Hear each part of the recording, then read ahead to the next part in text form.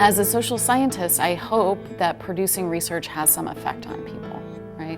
But we don't actually know a lot about the effect of science itself in terms of what people do with that information and how it affects their decision making.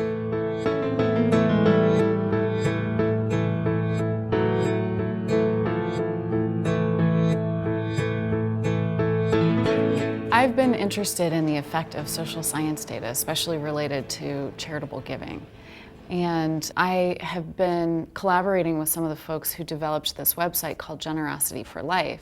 It's kind of like an interactive infographic, and you can go in and plug in different information and it visualizes charitable giving data. So you can plug in your own information and see what people who are like you, who have the same education, the same race and ethnicity, same gender, what average giving level they have. So this is a project designed to study, does charitable giving data affect people's giving decisions?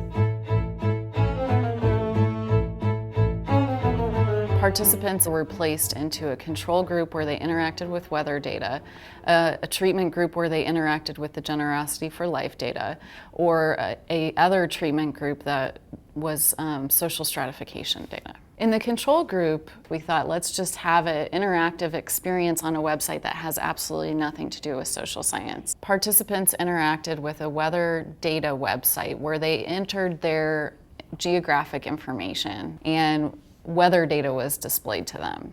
So the Generosity for Life website shows what average giving looks like in terms of charitable amounts donated for people who share your same characteristics or whatever characteristics you plug in. The social stratification website instead looks at those demographic characteristics such as race, gender, education level, but shows how those are distributed based on income level. And so it kind of highlights the inequality embedded in the US system.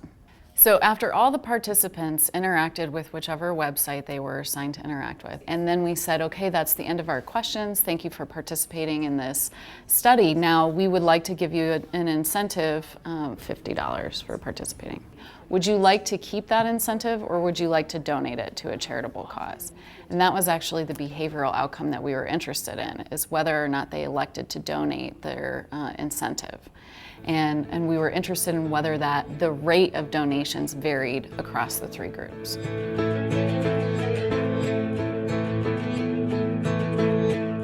I think we're at a really interesting moment of change in the study of philanthropy. We know that there are generational shifts in terms of the way people engage with philanthropy, and that there's both more participation in some activities and less participation in other activities. So what that means is that we're at a very exciting place as a scholar because there's so much we don't know about the future of philanthropy.